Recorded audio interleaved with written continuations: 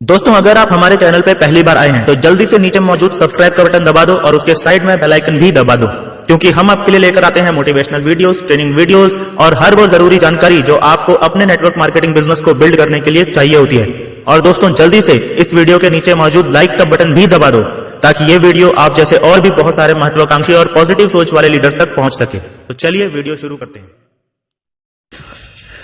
नमस्कार दोस्तों, आज मैं आप लोगों को एक बहुत ही इंपॉर्टेंट सवाल का जवाब देने वाला हूं, जो सवाल आपके मन में कई बार उठता है कि क्या नेटवर्क मार्केटिंग एक लीगल बिजनेस है। तो चलिए दोस्तों, हम देखते हैं कि ये बिजनेस लीगल है या नहीं है। मैं आपको एक चीज बताना चाहूंगा, दुनिया में वो चीज जिसमें हम किसी को ठगते हैं या गलत तरीके से जिसमें हमें फायदा मिलता है, तो उस चीज को इलीगल कहते हैं। लेकिन नेटवर्क मार्केटिंग का पहला और क्लियर कट जवाब मैं आपको ये देना चाहूंगा कि नेटवर्क मार्केटिंग बिल्कुल भी इलीगल बिजनेस नहीं है। क्यों? क्योंकि नेटवर्क मार्केटिंग एक advance form of distribution system है। डिस्ट्रीब्यूशन सिस्टम मतलब जब कोई सामान मैन्युफैक्चरर बनाता है तो उसे कंज्यूमर के पास पहुंचाना होता है, तो वो जिस सिस्टम को फॉलो करता है उसे हम डिस्ट्रीब्यूशन सिस्टम कहते हैं। दोस्तों, ट्रेडिशनल डिस्ट्रीब्यूशन सिस्टम के थ्रू एक सामान को पहुंचाने के लिए कई सारे मिडिलमैन का सहारा लिया जाता है, जैसे कि होलसेलर, रिटेलर, और इसके अलावा सबसे मोटा पैसा जो कि मैन्युफैक्चरर खर्च करता है वो है उस प्रोडक्ट के प्रमोशन के ऊपर, जिसको हम एडवर्टीजमेंट या कॉमर्शियल्स भी कहते हैं। लेकिन नेटवर्क मार्केटिंग में ये सारा खर्चा कंपनी बचा लेती है, मैन्युफैक्चरर इसे बचा लेती है, क्योंकि ये एक नए सिस्टम के थ्रू उन्हीं प्रोडक्ट्स को कंज्यूमर्स के पास पहुंचाती है। मतलब अगर मैं क्लियरली बोलूं तो प्रोडक्ट नए कंज्यूमर्स के पास पहुंचाने के लिए मैन्युफैक्चरर पुराने कंज्यूमर्स का ही सहारा लेता है।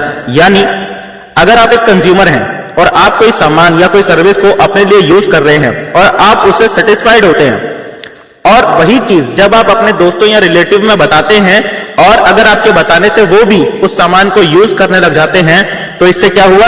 आपकी वजह से कंपनी का सामान बिका है, यानी कि आपने कंपनी की सेल्स में मदद करी है, आपने डिस्ट्रीब्यूशन में, प्रमोशन में मदद करी है। तो उसके बदले में कंपनी क्या करती है? वो जो सेल्स आपके द्वारा हुई है उसी सेल्स में से अमाउंट, एक छोटा सा अमाउंट निकाल के आपको कमीशन के रूप में आपके पास पहुंचा देती है।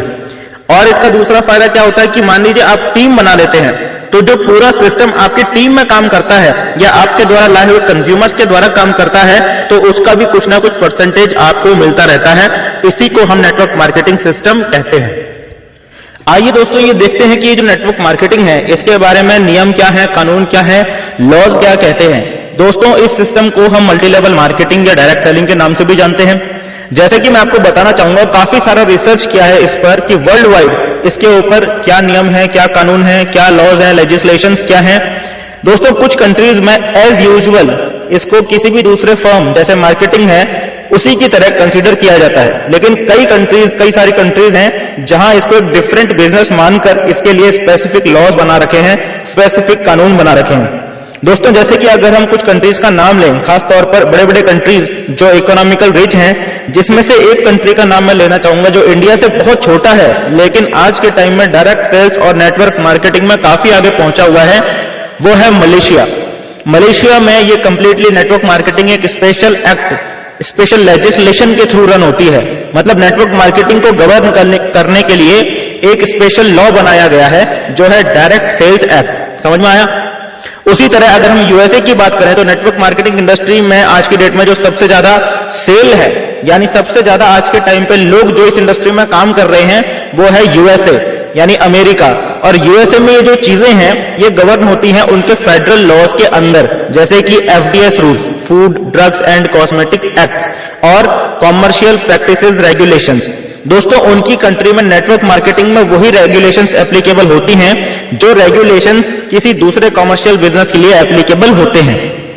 अब बात करते हैं सिंगापुर की।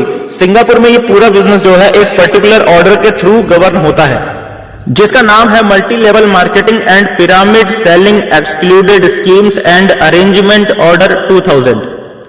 ये एक पर्टिकुलर ऑर्डर है जिसके थ्रू ये पूरी इंडस्ट्री गवर्न होती है, नेटवर्क मार्केटिंग गवर्न होती है। नेटवर्क मार्केटिंग के सारे बाई लॉज, रूल्स, रेगुलेशंस इसी लॉ के अंदर फ्रेम्ड है।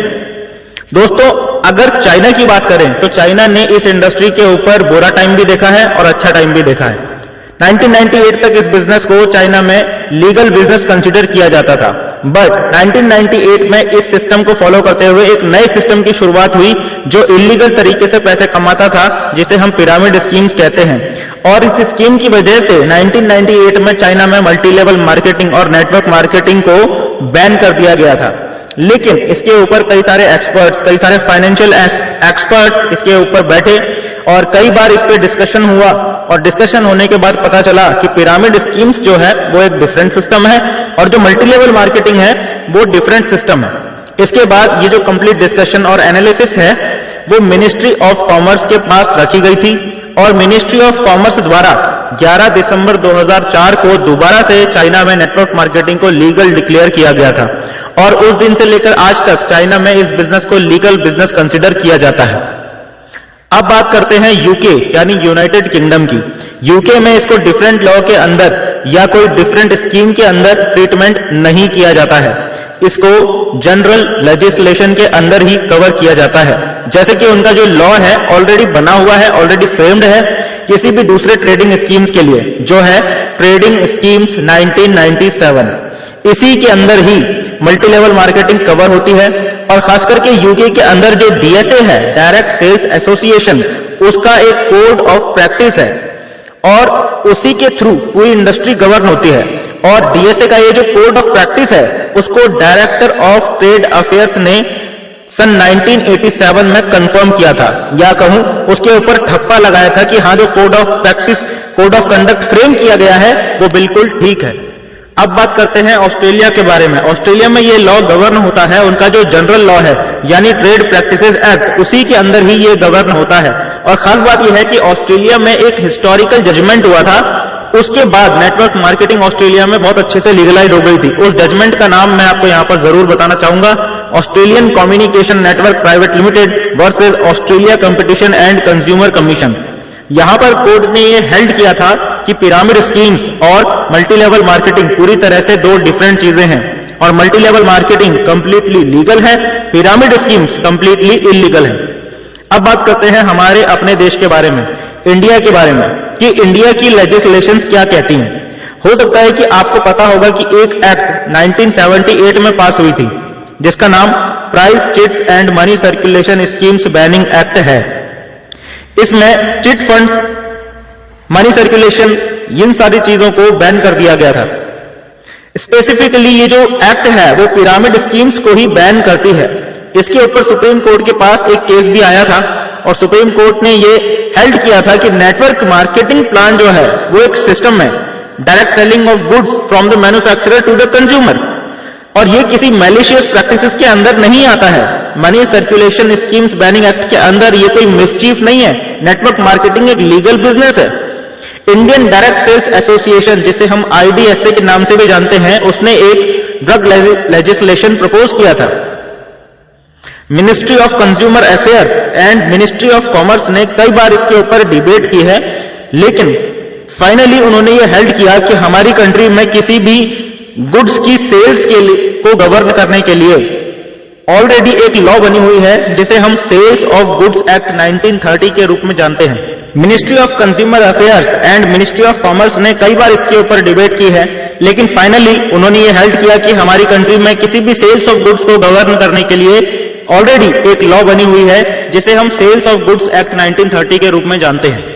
तो इसलिए हमें डायरेक्ट सेलिंग के लिए कोई अलग लॉज बनाने की कोई जरूरत नहीं है। मतलब इनडायरेक्टली मिनिस्ट्री ने हमें फाइनली यही बताया है कि हमारा जो डायरेक्ट सेलिंग है या हमारा जो नेटवर्क मार्केटिंग है वो पुराना जो लॉ बना हुआ है सेल्स ऑफ गुड्स एक्ट, उसके अंदर ही ऑलरेडी कवर्ड है। और कंज्यूमर के प्रोटेक्शन के लिए, चाहे वो नेटवर्क मार्केटिंग के थ्रू प्रोडक्ट खरीदता है या ट्रेडिशनल डिस्ट्रीब्यूशन के थ्रू, कंज्यूमर के प्रोटेक्शन के लिए ऑलरेडी एक अलग से लॉ बना हुआ है, कंज्यूमर प्रोटेक्शन एक्ट 1986। तो दोस्तों इस तरह से यदि देखा जाए, पूरा एनालिसिस करें ऑल ओवर द वर्ल्ड, जैसे मैं आपको बता रहा हूं, देखा जाए तो network marketing all over the world including India एक लीगल बिजनेस है। लेकिन दोस्तों कुछ चीजों का आपको ख्याल रहे, हो सकता है कि आप कहीं पर कंफ्यूज हो सकते हैं कि ये नेटवर्क मार्केटिंग है या पिरामिड स्कीम है। तो दोस्तों नेटवर्क मार्केटिंग सिर्फ वही है जहां प्रोडक्ट्स को, सर्विसेज को आप प्रमोट करते हैं और आपका कमीशन डिपेंड करता है कि आपने कितने लोगों तक इसको प्रमोट किया है और कितने लोगों ने इसे यूज किया है।